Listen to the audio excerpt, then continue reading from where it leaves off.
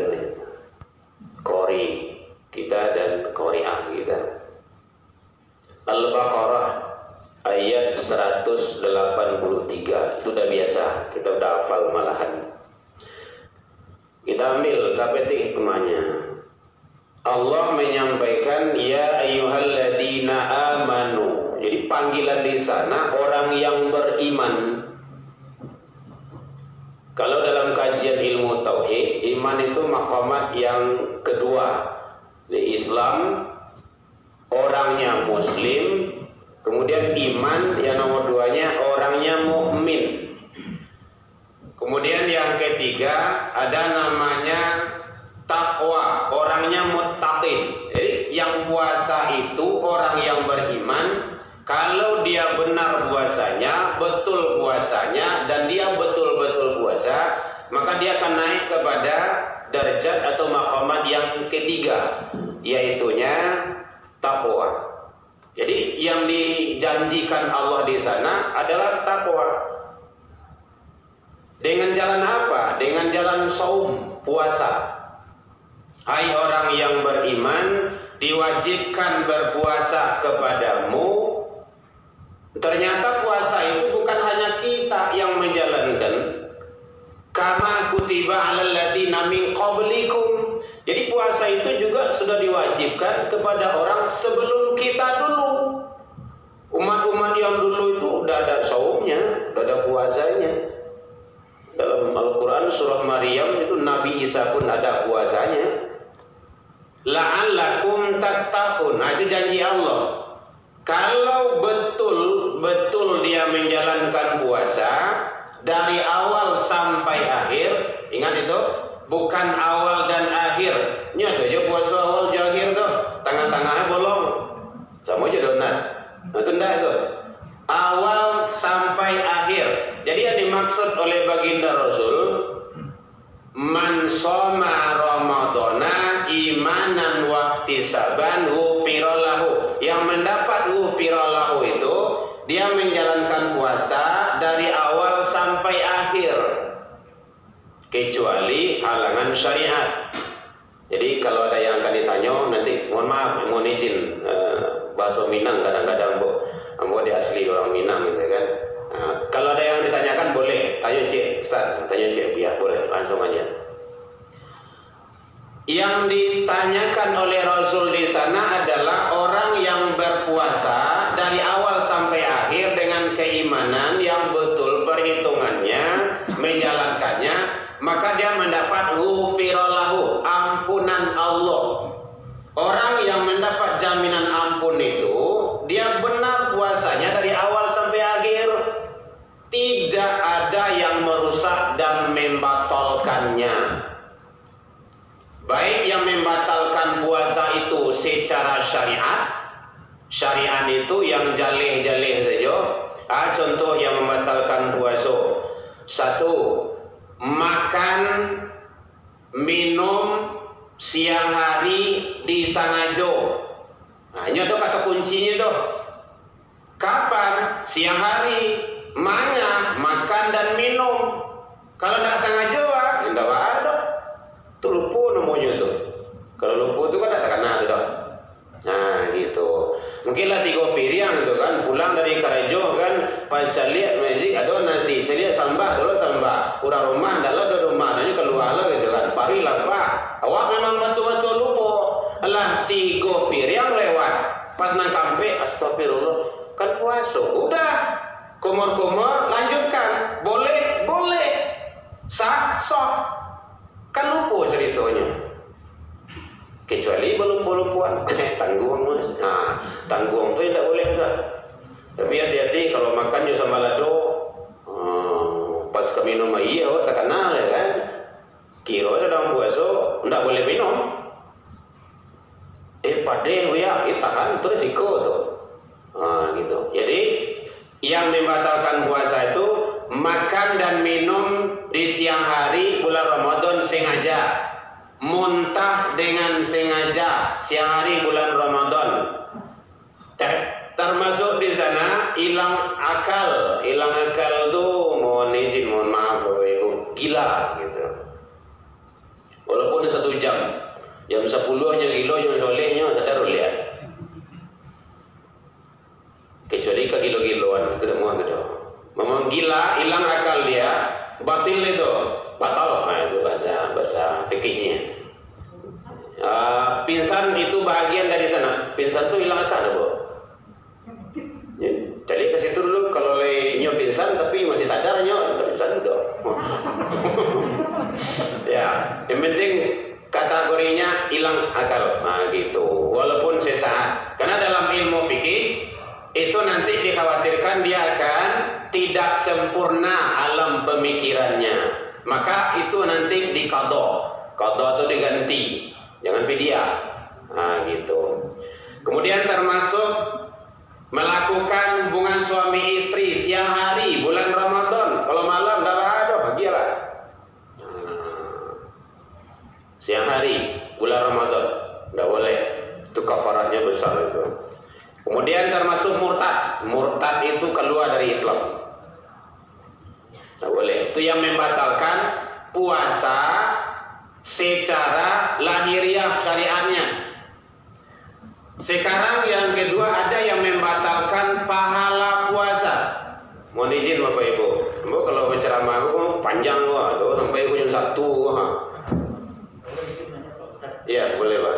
Apakah sesuatu yang masuk dalam tubuh kita dianggap membatalkan? Sekarang kan lagi hangat-hangatnya vaksin, walaupun di kita kan belum ada.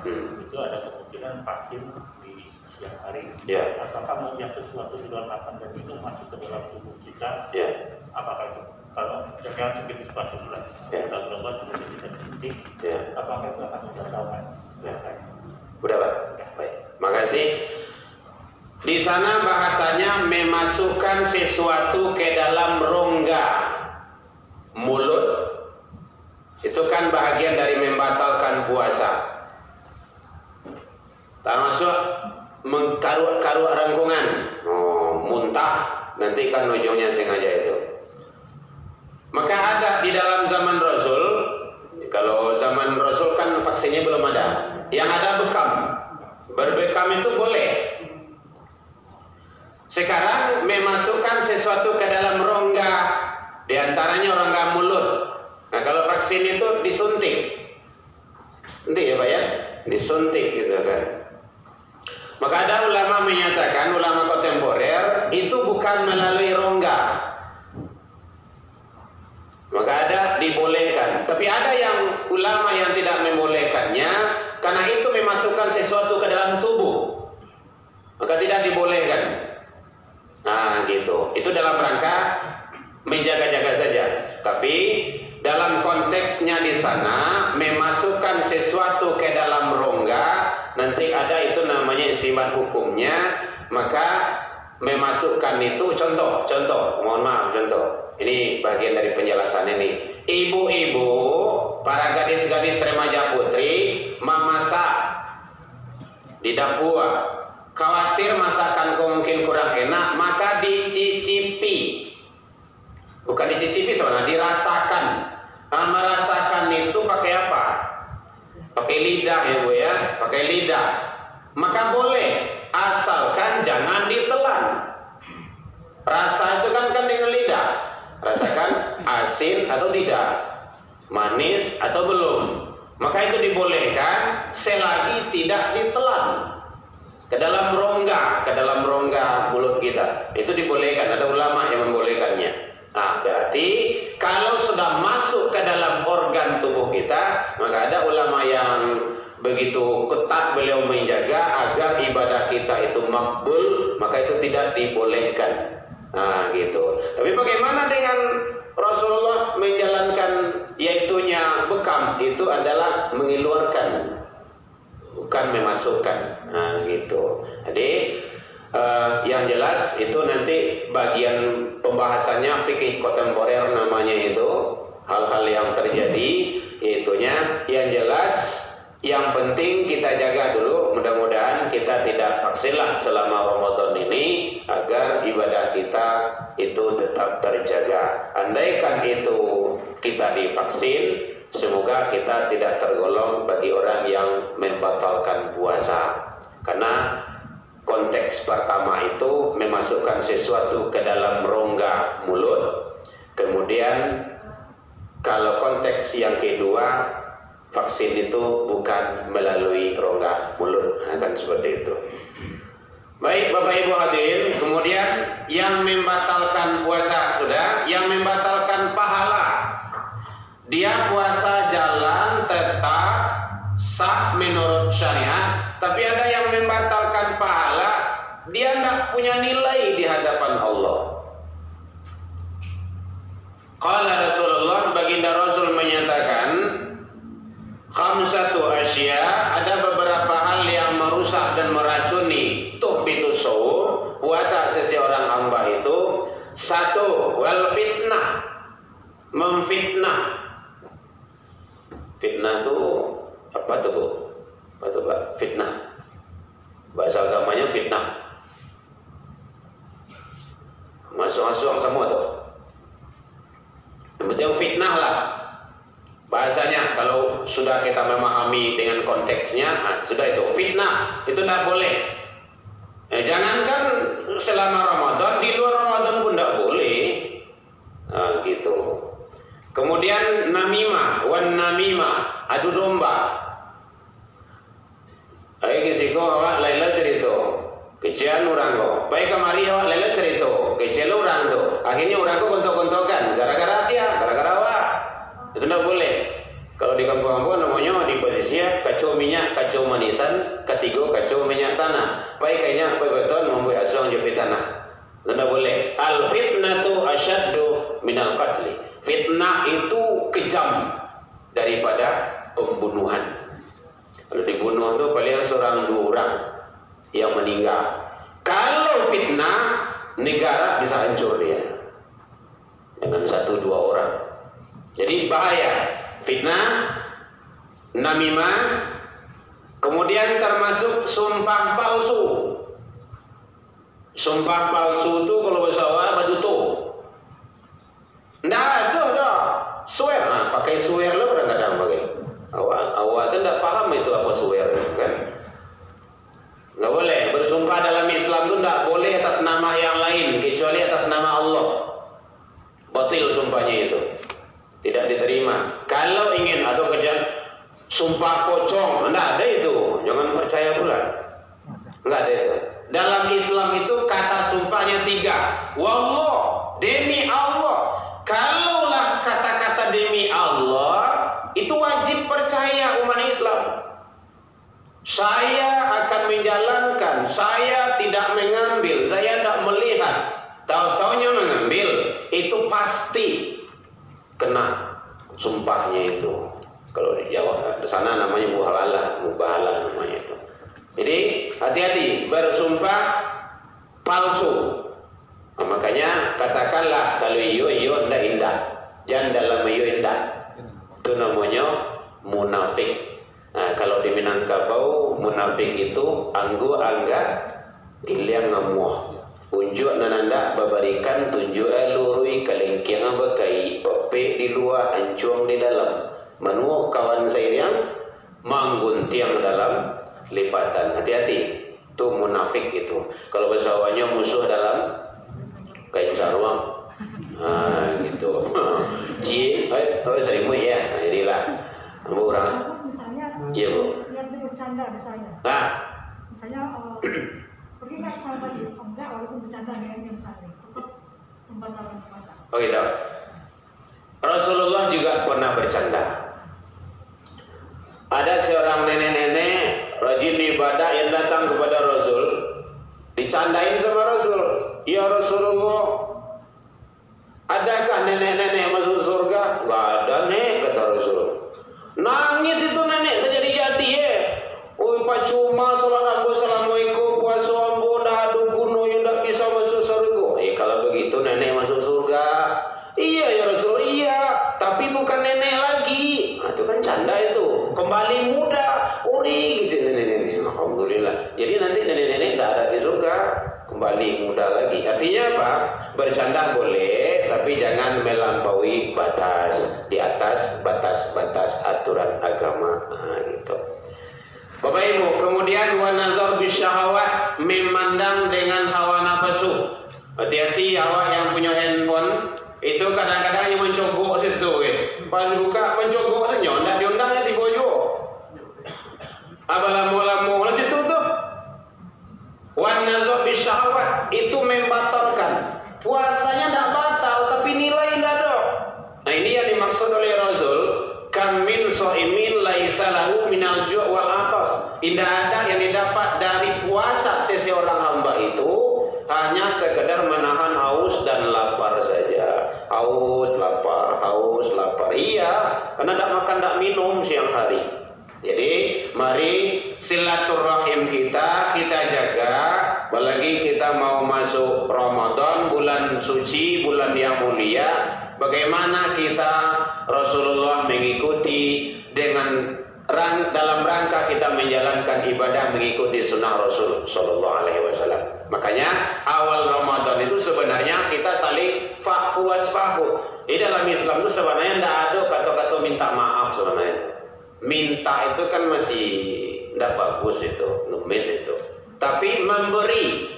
Coba, Assalamualaikum. Bapak jawab kan? Saya kan tidak minta.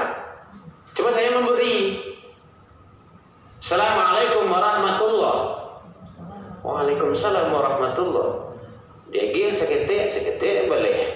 Dia gih banyak boleh. Maka memberi, fa'fu wasfahu bahasanya, saling memaafkan.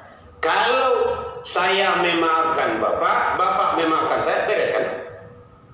Kalau saya memaafkan ibu maafkan saya, aman kan? Gak ada lagi. Nah, jadi makanya taqabbalallahu minna wa minni wa minkum bahasanya. Jadi saling memberi kita. Jangan nanti selama Ramadan puasa kita itu nggak ada nilai dalam pandangan Allah, rugi kita. Jadi termasuk wa nazar bisyahawat itu adalah bagian dari yang merusak dan membatalkan pahala puasa kita. Kita jaga. Di samping kita menjalankan ibadah secara syariat, juga menjalankan ibadah secara hakikat dalam pandangan Allah. Kemudian perbanyak amalia di bulan Ramadan. Salat wajib jangan ditinggalkan. Perbanyak amalan salat sunnah. Bapak Ibu, salat sunnah itu sangat banyak benar. Pokoknya taluk saja itu banyak. Nah, jadi perbanyak amalan salat sunnah. Karena nilai amalan sholat sunnah itu sangat besar. Ada beberapa hal orang yang merugi di bulan Ramadan. Satu, orang yang tidak puasa. Merugi sangat dia itu. Lah datang bulan Ramadan, ndak yo puasa ya do. Puasa sunnah dulu itu apa lainnya indah benar. Kemudian yang tidak sholat tarawih malam. Bu, ada ibu-ibu yang tidak mungkin sholat puasa di bulan Ramadan. Mungkin halangan syariat, datang bulan ataupun sakit dan segala macamnya. Nanti habis Ramadan kan kita ganti, kita qadha, kita bayar. Malamnya awak tarawehan, enggak kan? Berarti tarawih hanya ada bulan Ramadan, rugi sangat awak. Nah, jadi tadi ada pesan-pesan dari ibu, bapak gitu kan. Untuk menjalankan tarawih Ramadan, tetap kita memakai standar protokol kesehatan. Bagaimana menjalankannya? Nah, kalau protokol kesehatan di dalam Islam itu jauh lebih hebat. Idza kuntum ila shalah fagsilu wujuhakum. Kalau engkau hendak salat maka wasulah wajahmu. Wa aydiyakum ilal marafiq, kedua tanganmu sampai mata siku. Jadi bukan hanya pergelangan, sampai mata siku.